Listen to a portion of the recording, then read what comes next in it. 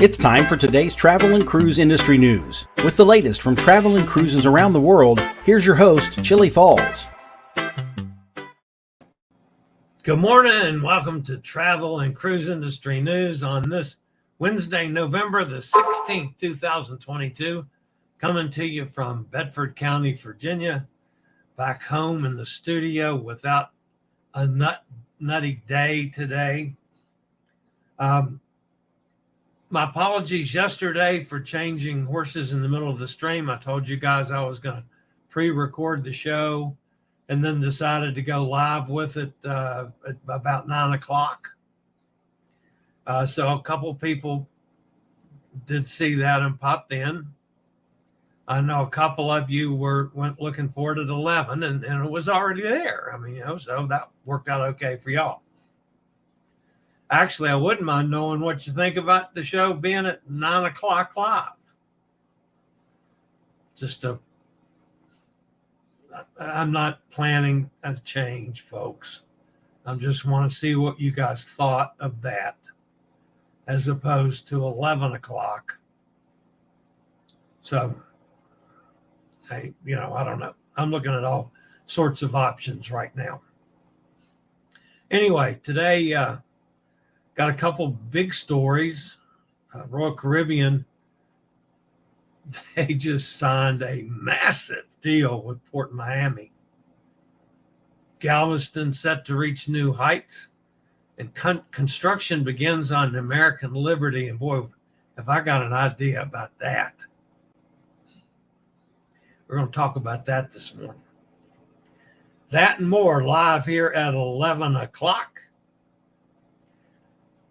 Today, folks, is just flat out National Fast Food Day. So I'm sorry if any of you guys are health nuts or try to eat the right things, or you're vegan, or you're any of those things. Sorry. This is a day to go out and get a sloppy burger and greasy fries. I may have to do that myself. We'll see. If you're listening via the podcast, welcome aboard. It's so good to be back where I can get the podcast loaded up quickly and have them there for you guys. Man, it was a struggle on the cruise ships this last time. On all three of them. I had good times. I had signals part of the time, and then other times it would just be awful. So it's nice to be back with a good signal. And I keep hoping Elon Musk will come up with something to give us his toy that he is playing with some of the cruise line for individuals that you can afford, so you can carry your own receiver for the satellite Wi-Fi. That would be cool. But anyway, if you are listening via the podcast, you can always access the podcast via my blog, which is accessadventure.net, or wherever you get your podcasts from, all the big hitters, Apple Podcasts, Google Podcasts, Pandora, Stitcher, iHeartRadio, any of them. Just search for Travel and Cruise Industry News, and up pops the Fat Travel Guy. There's always a link in the description of the podcast if you ever want to go over to the video feed to see what we've got in the way of pictures and or clips and or whatever on the video side. So I have not had time to get caught up with all of my guys that are traveling, that have sent stuff in. I'm so far behind on all that stuff. It's been really having 2 days in a row with medical procedures. And then the one yesterday when I got home, not only was I numb and my mouth swollen up about yo big, my wallet was hurting too, I'll tell you. Boy, periodontal stuff doesn't come cheap. I got to go back on the 1st. As a matter of fact, I'll be in the chair for 3 hours on the first, and then get in my car and drive to Fort Lauderdale. Well, I'm going to drive to Orangeburg, South Carolina.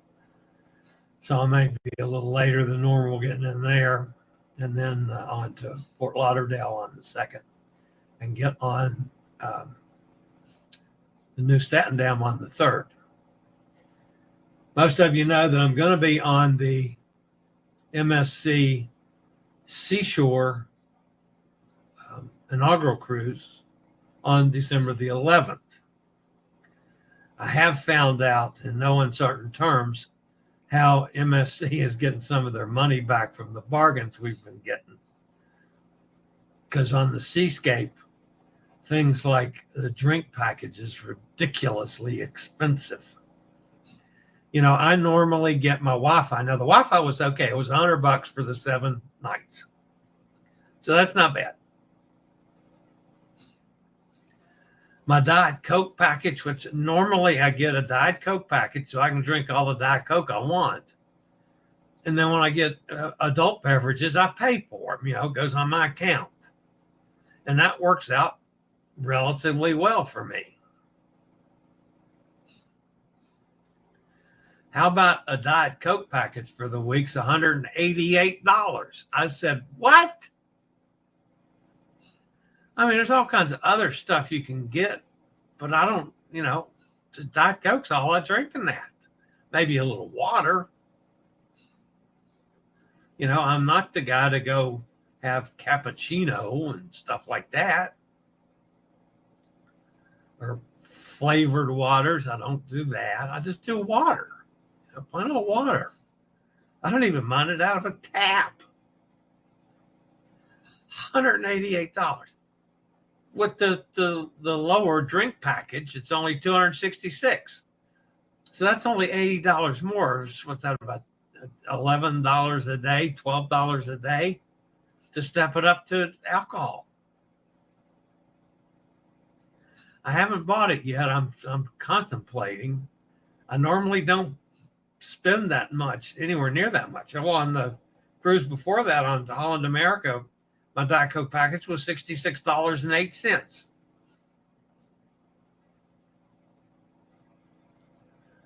And that's more like what I normally spend for it. So I'm going to call MSC and say, yeah, what the hell is this? You know, are you shipping the Diet Coke in from, you know, Italy or Switzerland or wherever they're from? They're Swiss company. All right, guys. I do have a couple stories this morning. I'll be back after a quick break from one of our network sponsors.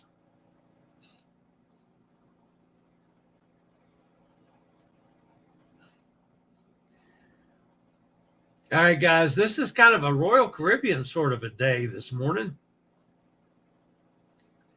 A new agreement between Royal Caribbean and PortMiami is one of the largest ever development and lease agreements for the port, with an estimated value to the county of $2.8 billion over the course of the agreement, 50 years. Royal Caribbean is tying itself to Miami in a big way. This equates to net revenues that will average $56 million per year, though revenues will be lower in the initial years as the port development is completed, and will increase in years to come with the increased traffic the cruise line will bring to Port Miami. A key feature of the new agreement is a brand new dedicated Terminal G for Royal Caribbean International and its sister cruise brands, including Celebrity, with a lease to last 36 years on the new terminal. So if you figure the new terminal is not going to be built for what, it could take 4 or 5 years to build it. You know, maybe 2027 or something that finally gets done. So you had 36 years on that. That's about to the 15-year mark on the whole thing. Another part of the agreement extends Royal Caribbean's lease of space For the cruise line's global headquarters, a project that began several years ago but was temporarily halted in 2020 when Royal Caribbean needed to mitigate financial losses due to the industry-wide shutdown of guest operations. Prior to the shutdown, the cruise line had already spent $70 million to upgrade its headquarters. Now the headquarters lease agreement will be extended through at least 2072, with upfront costs transferred to the county in exchange for favorable commitments from the cruise line to remain based in Miami and increase passenger traffic through the port. Another part of the agreement also outlines shared space at another terminal slated for completion in 2028, with Royal Caribbean will then share that space with MSC. The potential positive economic impact from the new agreement is staggering. The agreement is anticipated to generate $2.5 billion from Terminal G usage, the $260 million from the headquarters lease, as well as create 12,000 jobs. Pretty strong. Nearly 1,000 of the jobs will be directly with Royal Caribbean to staff the port, an increase of 50% over current staffing levels, ensuing smooth operation when guests are embarking or debarking vessels. Roughly 9,600 construction jobs will be created for the project, fostering even more economic opportunities in the Miami-Dade area. While Miami-Dade will finance the bulk of the remaining project costs, the cruise line is heavily committed to serving the region. While Terminal G is being constructed, Royal Caribbean has committed to a minimum annual guarantee of 600,000 to 1.5 million passengers per year, depending on the level of completion of the facility. With the cruise line's upcoming new megaship, Icon of the Seas, planned to be homeported in Miami, which it debuts in 2024, this should be a reasonable goal to not only meet but exceed in the years to come. Icon of the Seas is expected to host as many as 7,600 guests per cruise if fully booked, more than any other cruise ship in the world. Terminal G is expected to be substantially completed within 5 years by 2027. At that point, the cruise line guarantees at least 2.1 million passengers annually, which is in addition to the 1.5 million Royal Caribbean passengers that move through PortMiami's Terminal A each year. In time, the cruise company will repay much of the development costs as well as pay for the essential security equipment and ongoing upgrades through the years for Customs and Border Patrol operations. The cruise line will also hook up to shore power while docked at Port Miami, which will substantially reduce environmental impacts, as well as reimburse the county for those shoreside power expenses. I can just say congratulations, man, to both of them, to Royal Caribbean and to Miami. I mean, that's a major changes going to come at the port. Obviously, major changes in Royal Caribbean's traffic as well. That's just pretty good. Same thing is happening to Galveston, only in a little smaller terms. Now that the newly built cruise terminal in Galveston can accommodate the world's largest cruise ships, the Texas Gulf City is expecting big returns in both revenue and reputation. The terminal, a public-private partnership between Royal Caribbean and Galveston Wharves, elevates Galveston's standing as a major player among U.S. cruise ports. Royal Caribbean's Oasis-class Allure of the Seas, one of the world's largest cruise ships sailing today, carrying 6,780 guests, departed November 13th on her debut voyage from Galveston Port on a 7-night Western Caribbean itinerary. In a statement from Royal Caribbean celebrating the official opening of the new terminal, Galveston Port Director Roger Rees called the $125 million terminal a game changer, saying it would generate 800 new jobs for the region and $1.4 billion in local business revenues. The sprawling terminal with 161,000 square feet on 10 acres can handle up to 630,000 cruisers embarking in Galveston. The port has 2 other cruise terminals, but neither can accommodate the industry's largest ship. Like other cruise ports around the globe, Galveston is banking on a boom year in 2023 as the cruise industry continues to stabilize and vacationers return to the sea in big numbers. Reese predicted that the Port of Galveston will break records next year with 362 sailings and a record number of cruise guests departing from the port. Allure of the Seas will continue to sell 7-night Western Caribbean cruises through 2022, then offer 4- and 5-night cruises to Costa Maya and Cozumel in January. Royal Caribbean's Adventure of the Seas, also home porting in Galveston, is currently sailing a series of 4- and 5-night cruises to Costa Maya and Cozumel. The ship accommodates 3,835 guests and is one of my favorite ships, by the way. Beginning January 30th, Royal's 2,466 guest Radiance of the Sea will operate 9- and 10-night cruises from Galveston to the Western Caribbean, Southern Caribbean, Colombia, Panama, and the Bahamas. Other cruise lines seeking opportunity in Galveston include Norwegian.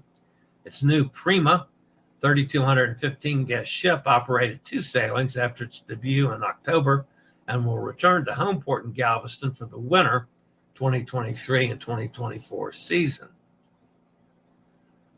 4 Carnival Cruise Line ships also home port in Galveston, including Carnival Breeze, Carnival Dream, and Carnival Vista.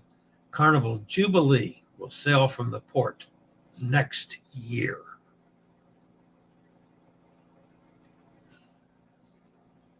I need to go to Galveston again, folks. My experience with Galveston last year was top drawer. There's several ships there that I haven't sailed on yet. I'd love to do Adventure again. I really, really like that ship. We'll see. I'm working on several things right now. We'll see what the schedule is going to end up looking like for next year. Boy, this is the one that's got me thinking. Got me thinking big time.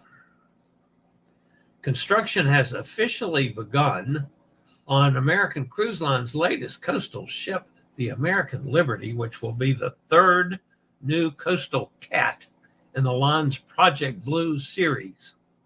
Project Blue is a set of 12 small ships designed to cover almost any domestic cruise itinerary in the United States. The 105-passenger American Liberty is built for coastal operation and features a similar hull design to the line's other coastal cats. All of these vessels are being built by Chesapeake Shipbuilding in Salisbury, Maryland. The first 2 ships in the series, American Eagle and American Glory, are scheduled to begin sailing next year. American Liberty is set for May 2024 debut. American Cruise Line's Coastal Cats ships feature 56 staterooms and suites with balconies, spacious lounges, and multiple dining venues. Their catamaran hulls allow for a wide activity platform at the stern, equipped with kayaks and a large tender for in-depth adventures setting off directly from the ship. American Cruise Line, which also operates voyages on America's rivers, has more than doubled its fleet in the past 5 years due to the introduction of its modern American riverboats. This coming year is set to be the line's most exciting year yet, with 17 small ships and riverboats operating over 50 domestic itineraries in 35 states. One of the things that this article did not mention is most of these ships are equipped with elevators, therefore are accessible, opposed to river ships in Europe that for the most part are inaccessible. Don't you think American Cruise Line needs a handicapped person to go on some of these ships and show other handicapped or mobility challenged folks how nice it is to sail on the American whatever.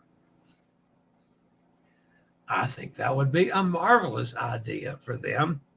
I wonder where we could find someone that would be willing to do that and go on any of their ships that they want to promote for handicapped folks, since they've got elevators. I think we could fill that spot real quickly. That's what I think. Yeah. Come on, America. Make me an offer. I'll be happy to become your handicap spokesman. All right, guys.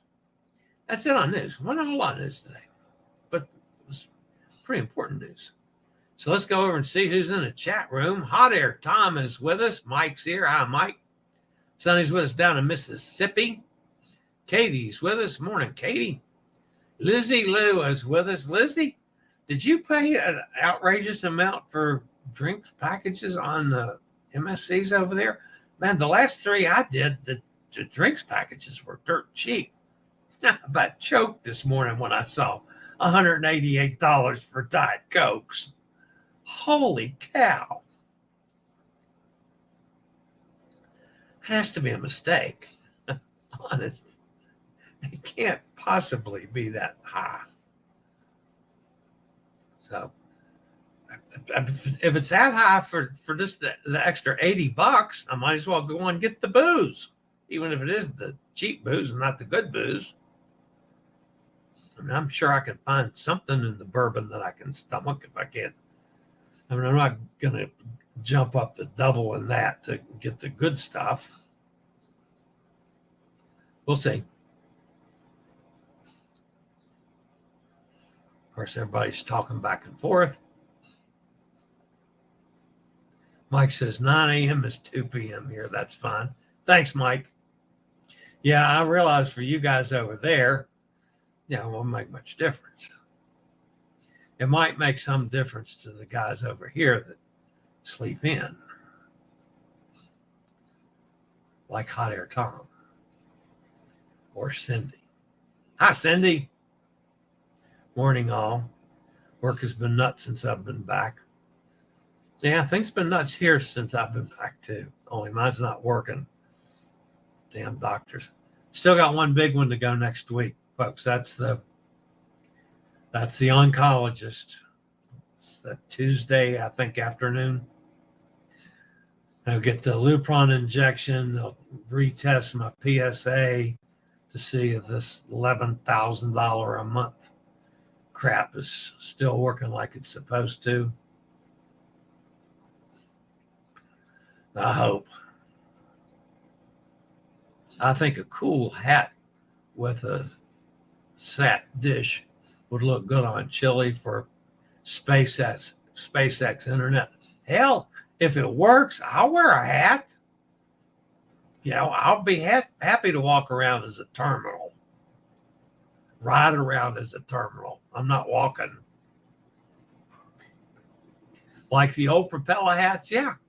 I could dig it. Why, there's Cindy. Hi, Cindy Weatherall. She's down in Dallas. She's not in Dallas. She's in Plano. That's right next door to Dallas. Well, there's Nanook of the North. John's with us this morning, too. Bitter, chilling, cold here. Did you get any more snow, John? And when you say bitter, chilling, cold, I mean, does that mean below zero? I'm afraid to ask. Looks like weather for my Bahamas cruise may be rainy.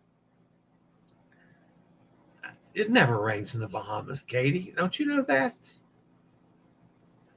You just go get wet. In the Bahamas, who cares? So, Nikki's with us. Hi, Nikki. Happy Thanksgiving cruise, Katie. John says, so here's the question. Is it more economically valuable for a city to have a start-stop terminal or a ship visiting the terminal?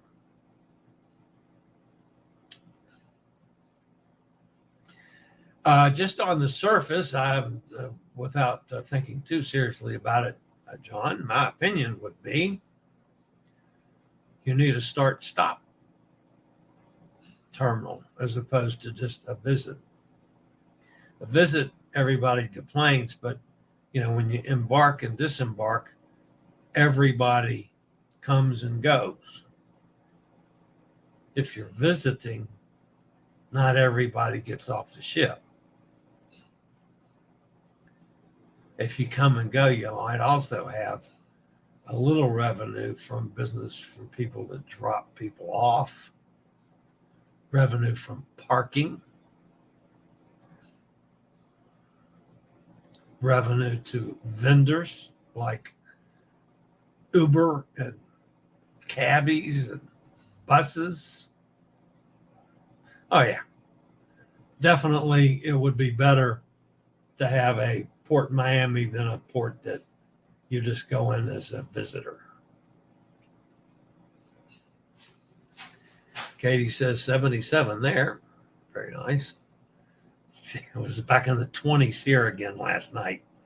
That's 2 out of the last 3 nights it's been in the 20s. For me, that sucks. I need to get on a cruise ship quick. And I don't care if it's raining, Katie.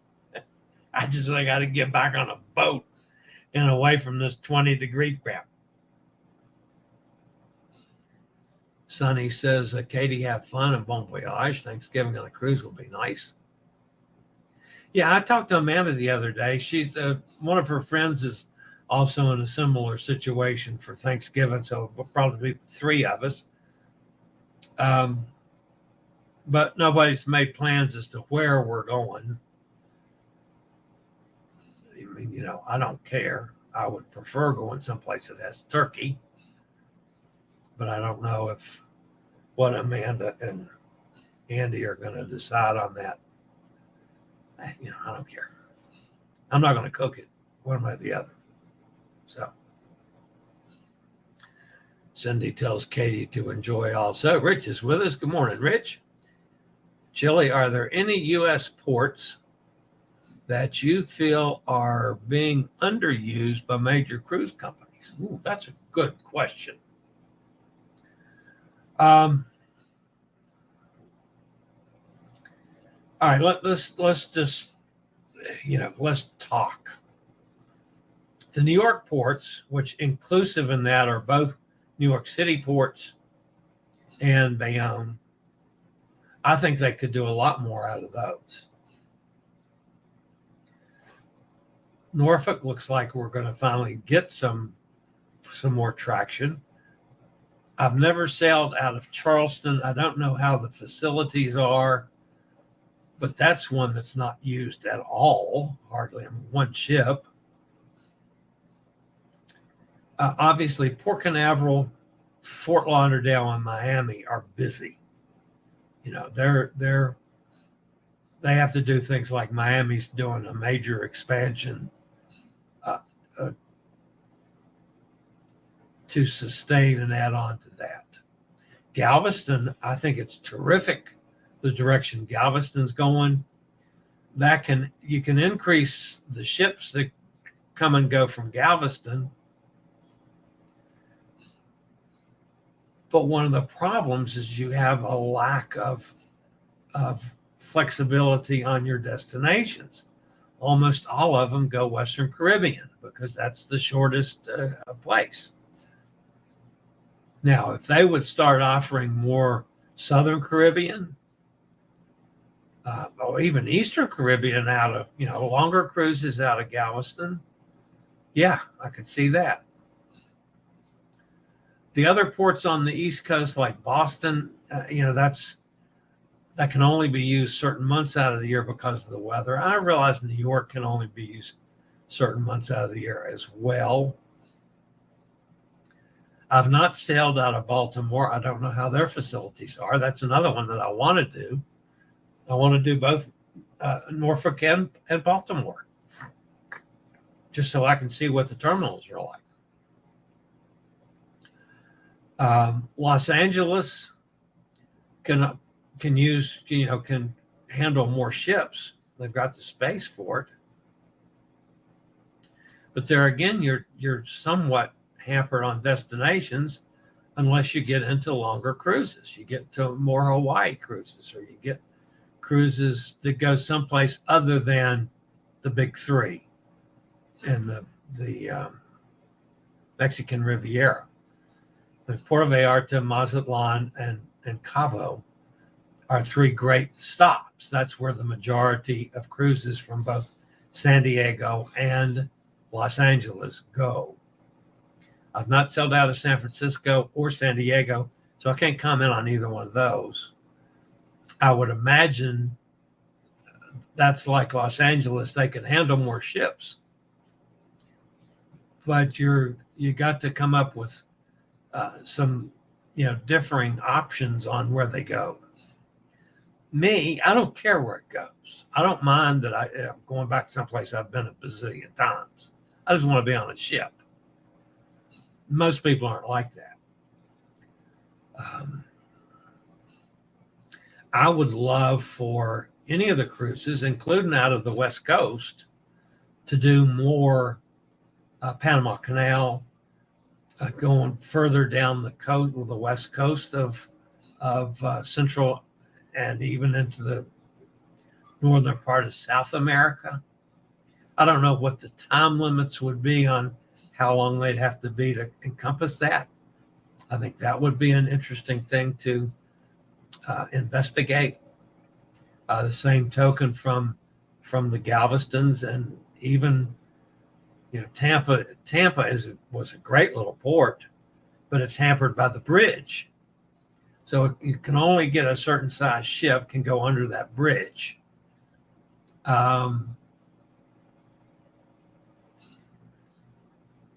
Tampa could probably handle more smaller ships. There are other small ships still out there, but that's a possibility. I really think the industry, we've been so heavily weighted in Miami and Port Canaveral, and then the third being Fort Lauderdale. I think, and I'm assuming that's why you're asking the question, Rich, I think it's time we need to expand some other ports and make more offerings, different ships, different cruise lines from other ports. I think yes.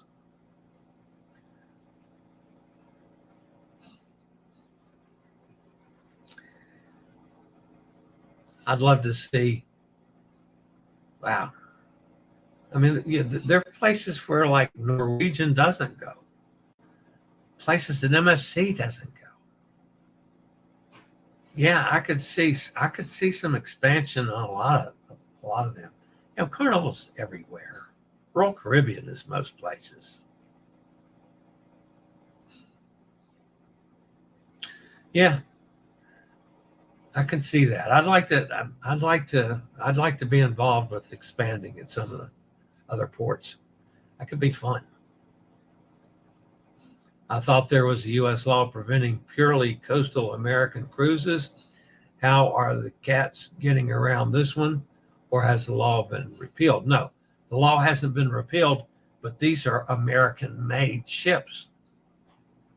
They're being built in Salisbury, Maryland.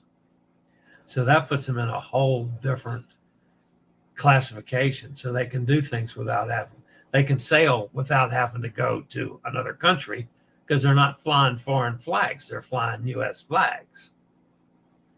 That's the difference, Mike. Oh, Hot Air Tom said the same thing. The ships are U.S. registered, and that law is for foreign registration of ships.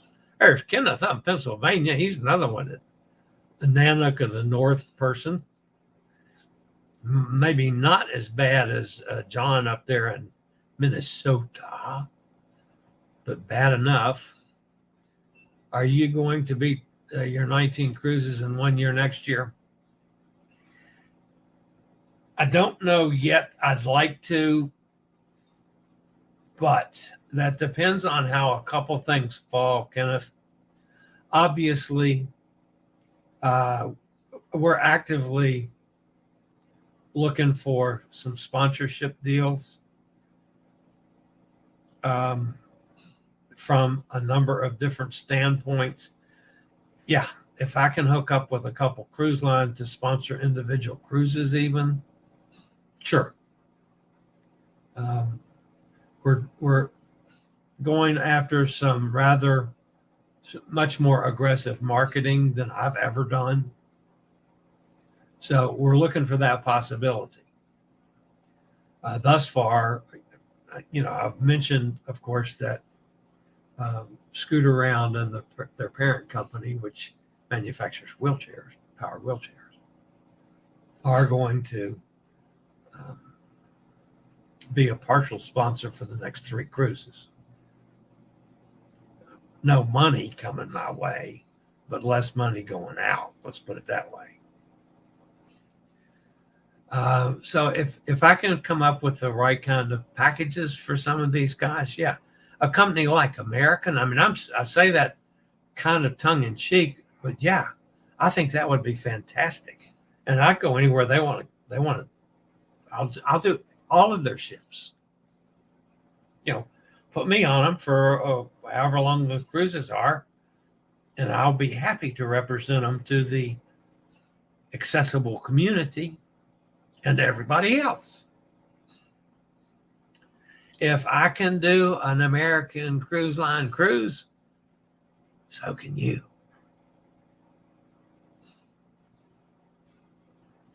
Now, I could do the same thing for other cruise lines, but I just like the American because I haven't been able to do a river cruise line in Europe because they're not accessible.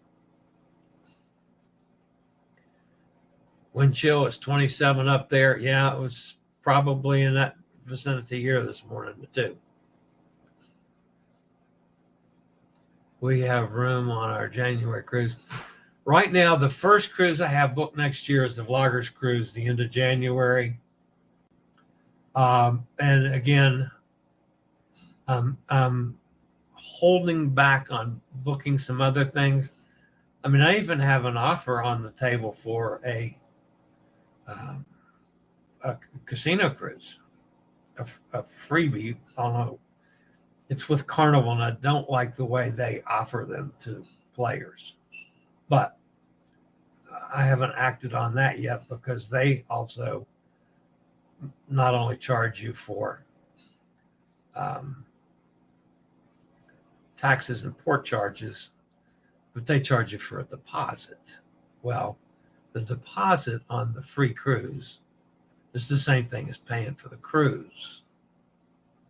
So I got to talk to them on the offer I have from them. But we'll see. I don't know. I think Baltimore could use more activity. I completely agree with that. Again, I have not sailed out of there. I don't know how the facilities are. I want to sail out of there. But yeah, I think that would be a neat place for some other ships. So, I mean, I know Royal's gone in there, and I know Carnival's gone in there. To my knowledge, I've never seen a Norwegian cruise in there. I've never seen an MSC cruise out of Baltimore. Never seen Celebrity in there, or any of some of the lesser lines, maybe, but we don't know that much about them. All right, Katie says, I don't really care about weather. Just being on a ship makes me happy. Katie, you and me both. Did I mind the fact that we were getting chased around by the hurricane last week? Hell no. Was it a little rougher? Yeah, maybe. One day was a little rougher. That didn't bother me in the least. Getting an extra day. The only thing that I felt bad about was the people that got screwed out of a day out on the cruise that they were coming in, the next group. I didn't mind it for us. I rather enjoyed it, an extra day, anytime. Nikki says, I placed an order for a cooked Thanksgiving meal from a local smokehouse What a relief to have it settled. Well, Nikki, I don't blame you for that. Cindy says more cruises from Tampa. Yeah, if we can get the smaller ships in there, Sin, I thought Tampa was an excellent little port. The only issue I had with either of my cruises from Tampa was disembarkation from Carnival, and they are terrible on disembarkation. They just need to clean up their procedures. That one was not Tampa's fault. The Tampa guys, once I got over to the Tampa folks, that was fine. The porters and going through customs and all that business went lickety split. The problem was getting off the Carnival ship. And they just need to tighten up their procedures a little bit and do some sensible things especially when it comes to the disabled folks. Katie says, Cindy, I'll be driving to Tampa, so I will wave. Very good, Katie. And you tell all my friends on Serenade of the Seas, I said, hey, I'm still doing Serenade of the Seas stuff. I got a lot of content to do on all the ships I've been on. I'm so far behind, it's ridiculous. Just from the last 3 cruises, folks, I could put content up daily, multiple times a day for months, probably. Cape Liberty sail all year round. Yeah, I mean, it gets cold in the winter, but so you don't go outside. That's like Alaska, for heaven's sakes. I think they could do more. They could do more, especially if they go to longer cruises.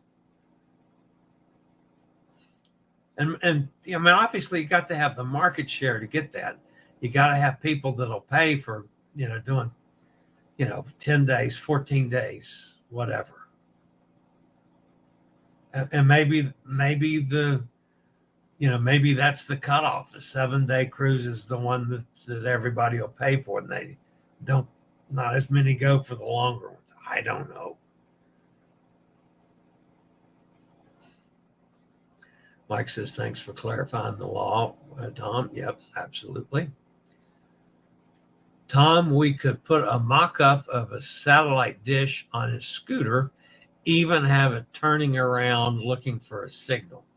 Now, that would be cool. I would go for that, especially if it'll keep me from flipping the damn scooter over on its head. Kiss my big fat butt, y'all. MSC was supposed to have Harmonia from Tampa. Yep, they were. And then that got screwed up with COVID. And then Harmonia was taken back to Europe. I think Harmonia might be going to South America for 2023. But yeah. Kenneth says, I wish Norwegian would go out of California to Hawaii. I mean, it seems like there seems to be a lack of cruise lines that go to Hawaii, and I don't understand why. And maybe the facilities in Hawaii aren't up to multiple cruise ships. I don't know. I've never been there on a cruise. Been to Hawaii, but not cruising. Norwegian does Panama Canal. That's a long cruise. I don't see why they don't go to Hawaii on a long cruise. Yeah, to Hawaii or to.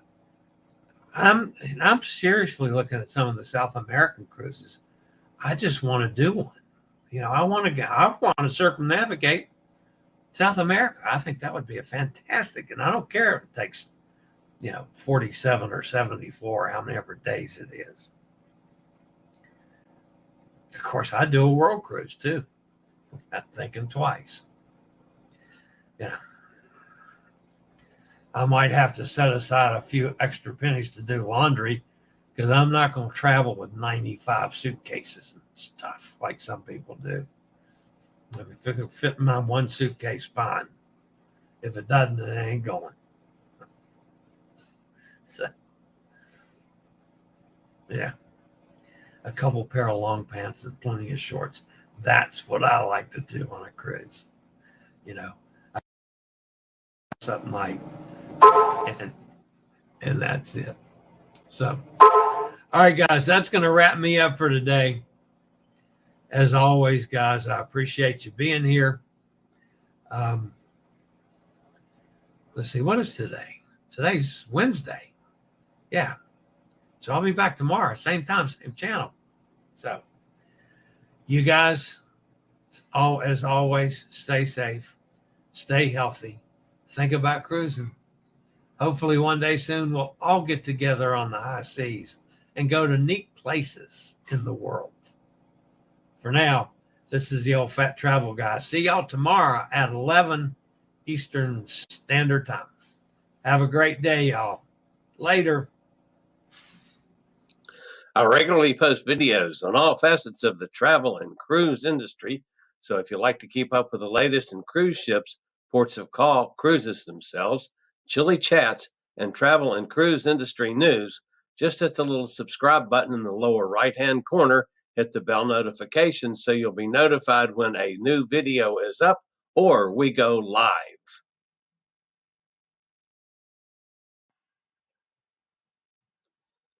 This video was produced by Chillie's Cruises.